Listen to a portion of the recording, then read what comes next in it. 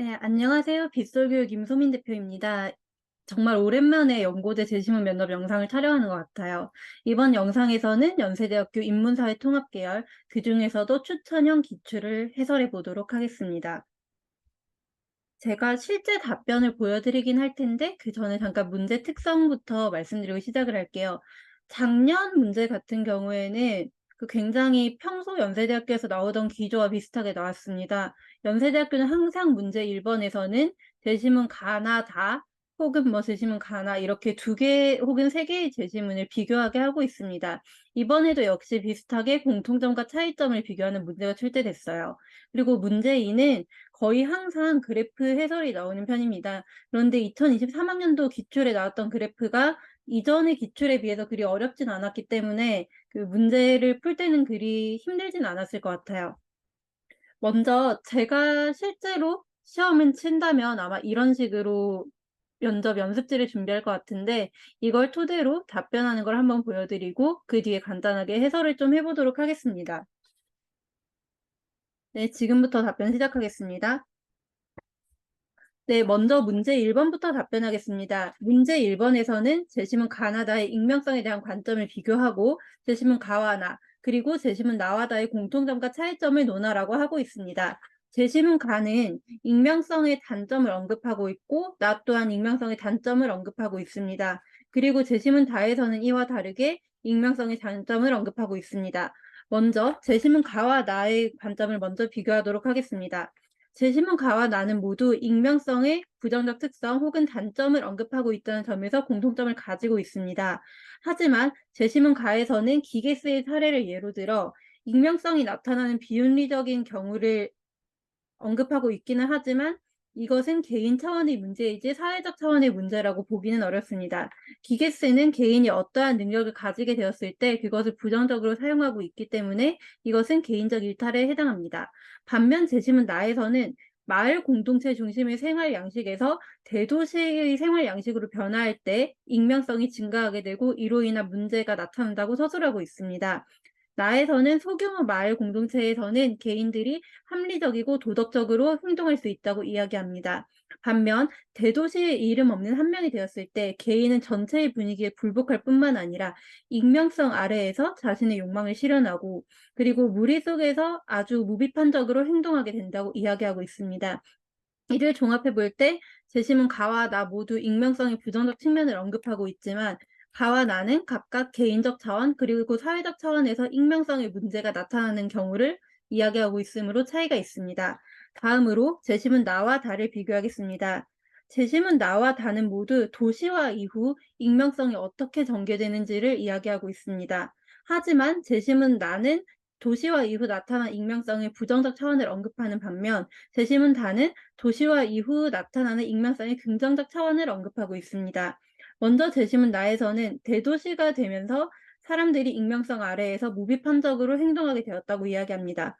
이와 다르게 재심은 다에서는 도시인의 생존은 작은 시골 마을에 비해서 도시로 진행되면서 더더욱 자유로워졌다고 이야기하고 있습니다.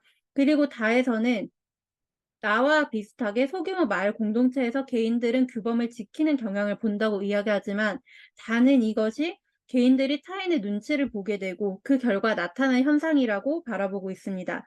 따라서 도시가 익명성을 갖게 되면서 오히려 더욱 인간적이고 해방적이고 그리고 도덕 규범과 임습에서 벗어나 자유롭게 활동할 수 있게 되었다고 말합니다. 이를 종합해 볼 때 재심은 나와 다는 모두 사회 구조의 변화에 따라서 익명성의 영향이 커지는 사례 혹은 익명성이 증대되는 사례를 이야기하고 있지만 나는 부정적 측면을 언급한 반면 다는 긍정적 측면을 언급하고 있음을 알 수 있습니다. 다음으로 문제 2번 답변하겠습니다. 문제 2번에서는 재심은 나의 조사 결과를 요약하고 나와 다를 바탕으로 결과를 설명하라고 요구하고 있습니다. 먼저 조사 결과를 요약하겠습니다. 재심은 나에 나타난 조사 결과를 보게 되면 모든 대화방은 직급이 표기된다는 전제를 가지고 있습니다. 하지만 이렇게 각자의 직급, 즉 본인의 계열적 위치가 표시된다고 하더라도 비교적 수직적 대화방에 비해 수평적 대화방에서 총 발언의 수도 많을 뿐만 아니라 창의적 제안도 많이 나타나고 비난이나 감정적 발언은 적게 나타남을 확인할 수 있습니다. 하지만 익명성의 측면에서 익명 대화방과 실명 대화방을 비교해 보겠습니다. 먼저 실명에 비해서 익명방에서 발언은 수평적 대화방, 수직적 대화방 모두에서 비교적 많이 나타났습니다. 그리고 창의적 제안은 비교하기가 힘듭니다. 왜냐하면 수평적 대화방의 경우에는 창의적 대화방이 익명 대화방에서 더 높게 나타났지만 수직적 대화방의 경우에는 실명 대화방에서 더 높게 나타났습니다.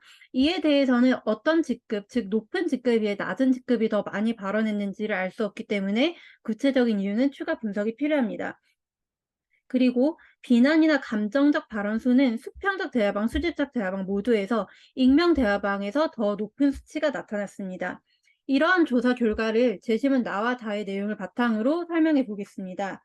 먼저 실명 대화방은 제시문 나와 다에서 이야기했던 소규모 마을 공동체 혹은 작은 시골 마을의 특징을 가지고 있습니다. 이는 서로가 실제 어떤 사람인지를 알고 있다는 것이므로 비교적 타인의 눈치를 많이 보는 경향이 나타납니다.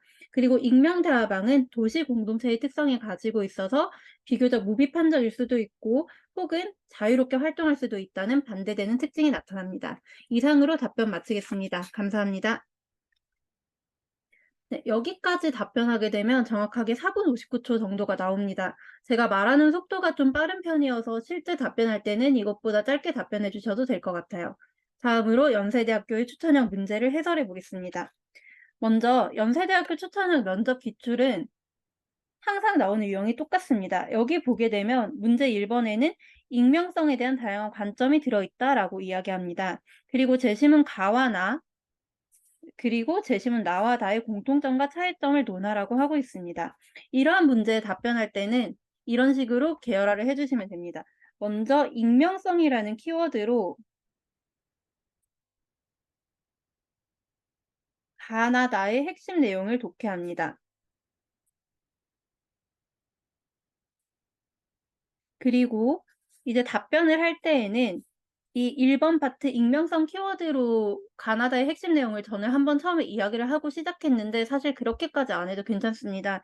이제 제시문 가와 나의 공통점, 차이점을 답변해 주면 됩니다. 그리고 제시문 나와 다의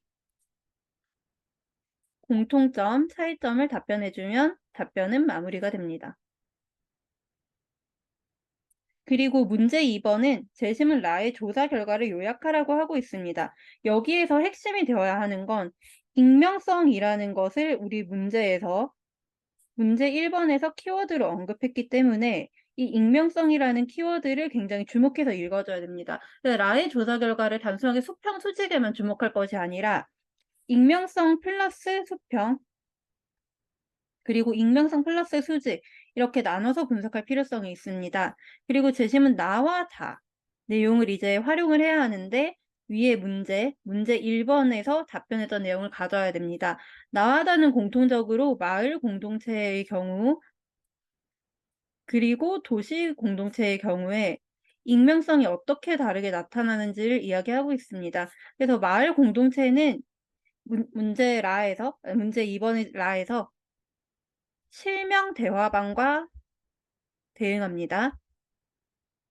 그리고 도시 공동체는 익명 대화방과 대응합니다. 이 정도까지만 답변을 하더라도 연세대학교에서 제시하고 있는 문항 해설에 어느 정도 충족하는 수준의 답이라고 할 수 있습니다. 이제 면접 기출에서 제시문의 핵심을 어떻게 파악하는지 잠깐 체크하겠습니다.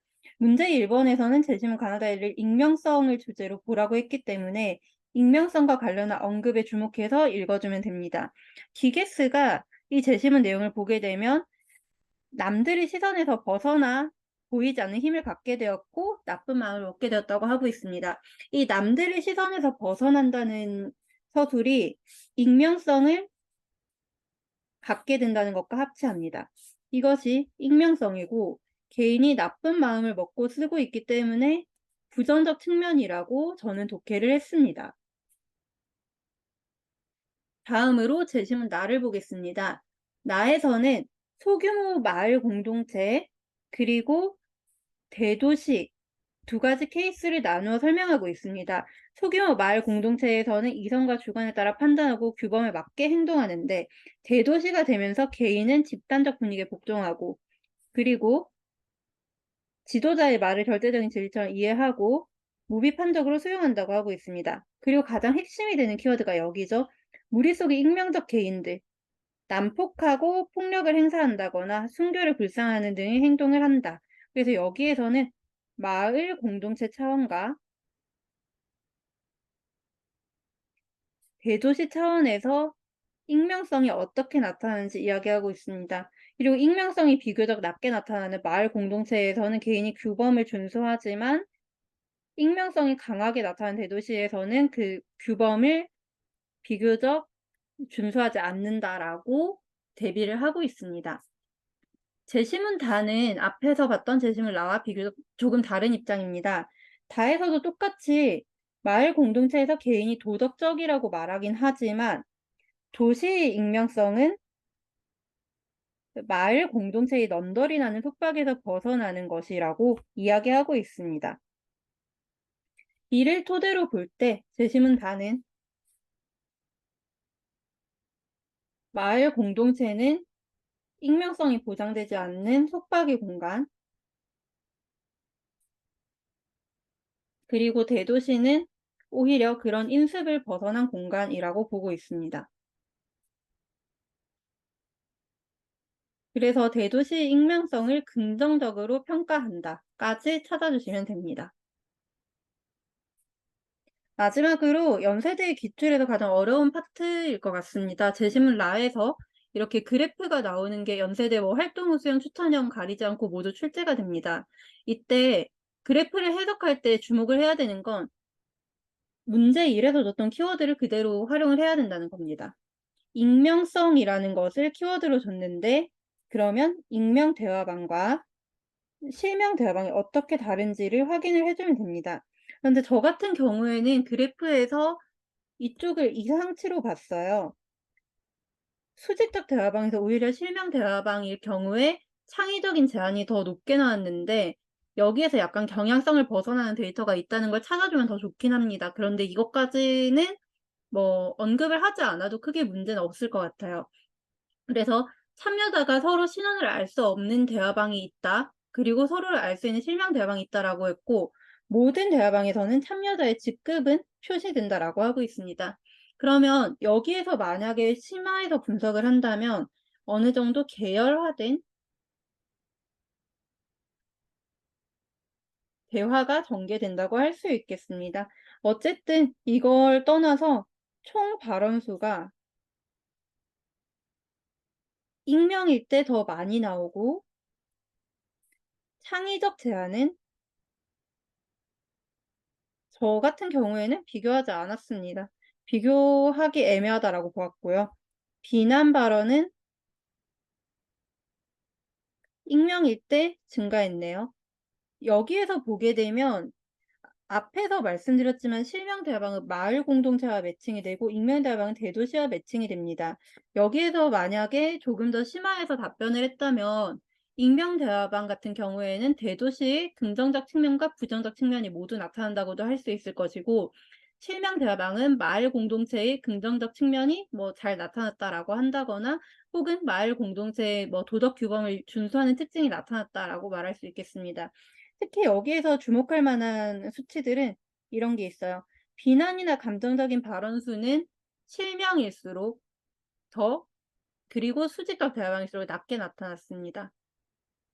그래서 전체적으로 경향성을 본다면은 익명성이 보장될 경우에 발언 수도 증가하는 경향이 있지만 비난 발언이 증가하는 경향도 있어 가지고 조화가 필요하다라거나 이 정도 수준으로 분석을 해 주시면 되겠습니다.